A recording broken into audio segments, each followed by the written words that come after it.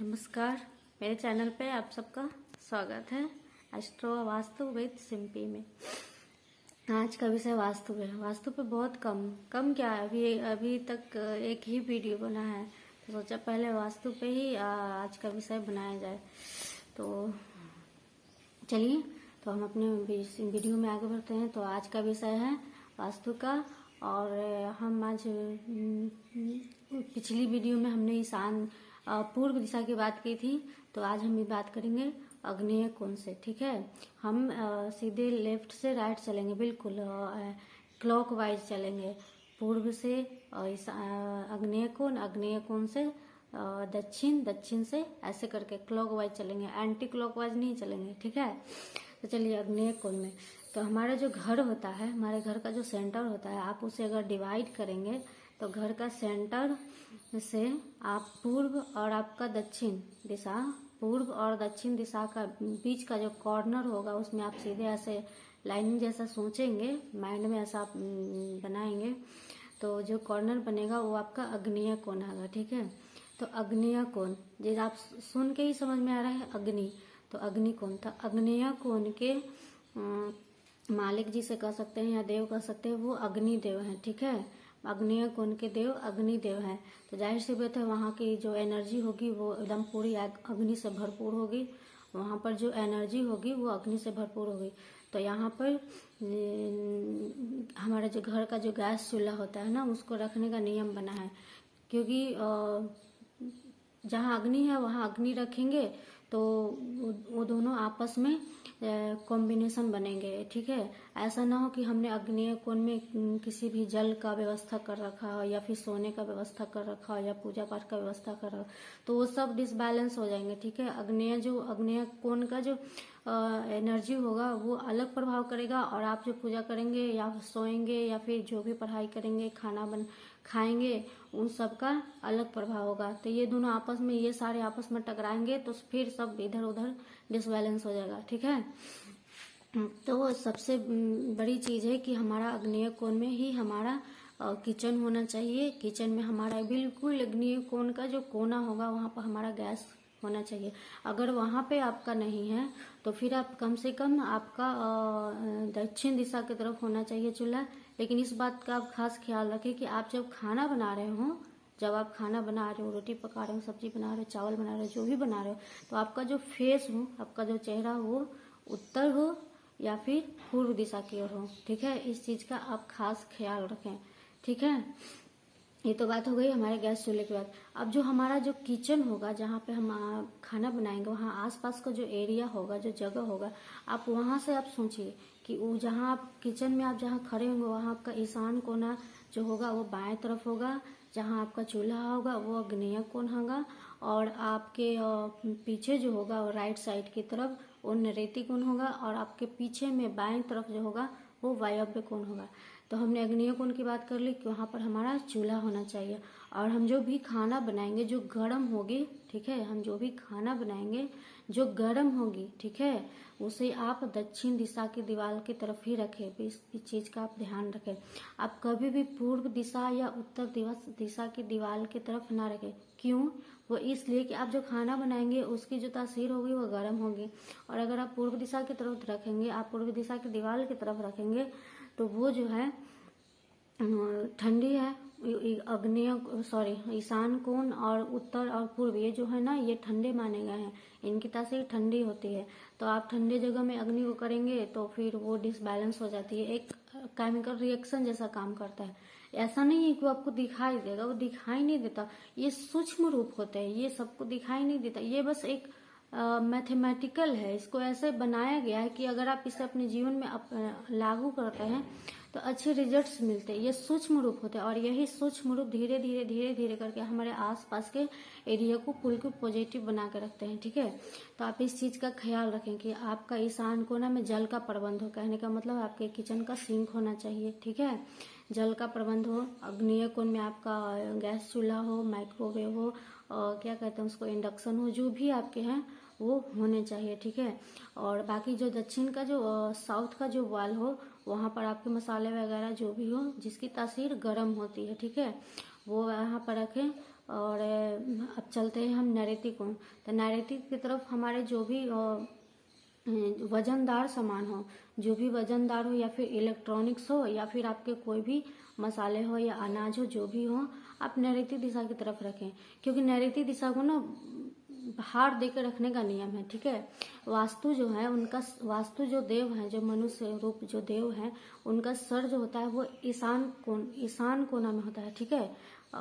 उत्तर से दक्षिण नहीं, ईशान कोना से नैऋत्य कोण, ठीक है।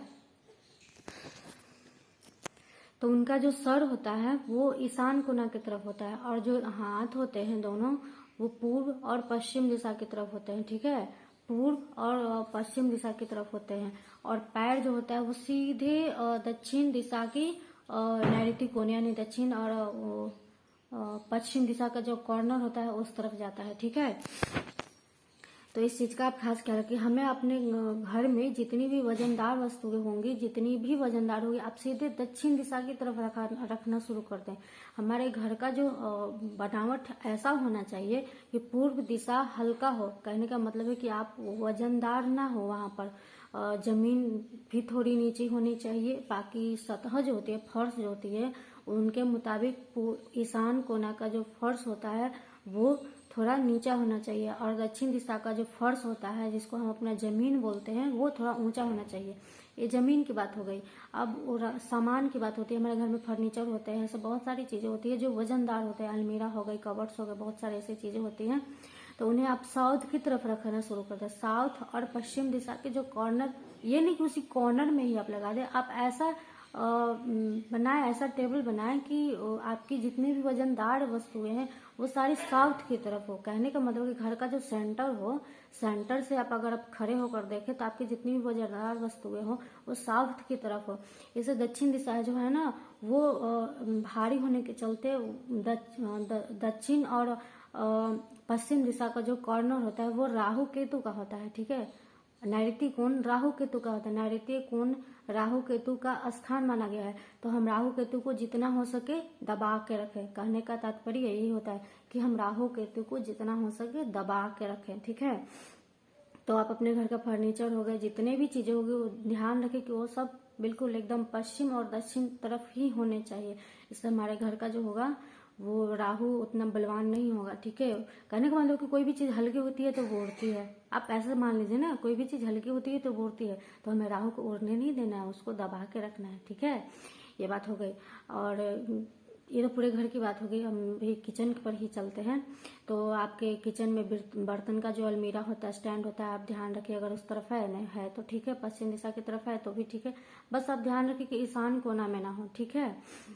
अब बात आती है, एक बात मैं आपको बता देती हूँ कि जब भी आप खाना बनाए तो आपका जो तवा होता है उसे आप चूल्हे पर ना रखें, ठीक है। चूल्हे पर कोई भी वस्तु आप ना रखें, ठीक है। खाना बनाने के बाद कोई भी बर्तन हो आप चूल्हे पर ना रखें। जब वो बन जाए, गैस ऑफ करने के बाद आप उसे उतार दें, उसे हटा दें। कहने का तात्पर्य होता है कि एक चूल्हा ही होता है जो पूरे परिवार का पालन करता है ना। चूल्हे पर ही तो हम सब कुछ बनाते हैं, बनाकर खाते हैं। चूल्हे की जब हम लोग पहली बार बनाते हैं किसी नए चूल्हे पर तो उनकी पूजा होती है ना। तो यही होता है कि चूल्हे पर कोई भी चीज भार देकर आप ना रखें। इस चीज को आप जीवन में अपना लें। अब ये बात हो गई। अब बात है कि जब भी हम रोटी बना करके तवा रखते हैं तो आप उसे खड़ा रखें, और तवा को भी आप बिल्कुल दक्षिण की दीवार पे रखें, ठीक है। दक्षिण तरफ रखें और खड़ा करके रखें। और कभी भी गरम तवे पर आप पानी ना डालें। ऐसा होता है ना कि जल्दी जल्दी में खाना बना दिया, रोटी बना दी, उसके बाद तवा उतारा और सीधे उसको सिंक में डाल दिया। तो ऐसी गलती आप बिल्कुल भी ना करें। जहाँ गरम या अग्नि और क्या बोलते हैं अरुण देव, अग्नि और अरुण देव दोनों को आप आपस में टकराएंगे ना, तो जाहिर सी बात है दोनों की आपस में ऊर्जा नष्ट होगी। नष्ट होने के कारण फिर हमें उनका अहित देखना पड़ जाएगा। तो आप ऐसा बिल्कुल भी ना करें, ठीक है। आप गरम तवे को कभी भी चूल्हे पर से उतार कर डायरेक्ट पानी में ना डालें। आप उसे खड़ा कर दे एक जगह, ऐसी जगह पर खड़ा करें ताकि वो लुढ़क कर इधर उधर ना जाए। फिर जब वो ठंडा हो जाए तो आप उसे धोकर खड़ा करके ही रखें। इधर उधर लेटा करके ना रखें। तवा को हमेशा खड़ा करके रखें। अब थोड़ा सा एक पॉइंट मैं आप लोगों को बता देती हूँ। ये तो कुकिंग वाली हो गई, बट मैं आप लोगों को बता देना चाहती हूँ क्योंकि ये थोड़ा बहुत हेल्थ से भी रिलेटेड हो जाता है। वैसे मैं कुकिंग में उतनी हूँ नहीं, बट हाँ इतना बना लेती हूँ जितना मेरे बच्चों को भा जाए, ठीक है। तो आप जब भी दाल बनाए ना, जब भी आप दाल बनाएं तो आप दाल बनाएं तो पानी जो है दाल डालने के बाद उसको उबलने दे, ठीक है। उसे उबलने दे। उबलने के बाद जब उसमें झाग आता है ना, उस झाग को आप करछी की सहायता से निकाल लिया करें। वो झाग जो होता है ना, जब हम वो दाल खाते हैं तो वो झाग जो होता है हमारे लिए एक जहर समान होता है। जैसे कि वो जब हमारे शरीर में जाता है तो यूरिक एसिड को बढ़ाता है, ठीक है। झाग जो होता है वो हमारे शरीर में जाने के बाद यूरिक एसिड को बढ़ा देता है, जिसके कारण अभी आप देख रहे हैं ना 10 में से कम 8% को 8% जो है, पर्सन हो या लेडी हो जो भी हो, गठिया से संबंधित बीमारियां हो रही हैं। हर किसी की सब शिकायत है गठिया है, गठिया गठिया। तो दाल के जो झाग होते हैं ना सबसे ज्यादा गठिया बढ़ाने में मदद करते हैं। तो इस चीज का आप खास ख्याल रखें। दाल को उबलने दें और उसके झाग को आप निकाल दें, ठीक है। झाग हमारे शरीर में जाता है तो यूरिक एसिड बढ़ाने के कारण गठिया से संबंधित जितनी भी परेशानी होती हैं वो होने शुरू हो जाती हैं। तो आप इस चीज़ का ख्याल रखें। मैंने आजमाया है इसलिए मैं आप लोग को ये बता रही हूँ। मैं आपको जो भी बताती हूँ वो मेरा अपना खुद का अनुभव होता है, ठीक है, इसलिए मैं आपको ये बताती हूँ। तो ये किचन से संबंधित बात हो गई। और रात में कभी भी जूठा बर्तन ना रखें, ठीक है। किचन में आप जब भी कभी भी जूठा बर्तन आप किचन में रात में, दिन में हो सके तो चल सकता है, लेकिन रात में कभी भी जूठा बर्तन आप ना रखें। क्यों? इसके पीछे भी साइंस है कि जूठे बर्तन होते हैं उसमें बहुत सारी बैक्टीरिया होती है जो हमें दिखाई ना देती है, ठीक है। ये बात तो साइंस वाली बात होगी, बैक्टीरिया होती है इधर उधर फैलती है, ये बात हो गई। लेकिन इससे बरकत कम होती है, ठीक है। जूठे बर्तन जो होते हैं उससे बरकत कम जाती है घर में। तो आप रात को कभी भी जूठा बर्तन ना रखें। और तवा कढ़ाई को कभी भी आप जूठा ना रखें, ठीक है। आप उसे जूठा ना करें, आप उसे एक साइड करके रख दे पहले। या तो आप तवा कढ़ाई को धो ले या फिर आप जूठे बर्तन को धो ले। तवा और कढ़ाई को कभी भी जूठे बर्तन के साथ ना धोएं, ठीक है। चलिए इतना ही हो गया। नेक्स्ट पॉइंट पर और अगले बार हम वीडियो बनाएंगे साउथ और वेस्ट की तरफ का जो कॉर्नर है उस पर हम वीडियो बनाएंगे, ठीक है।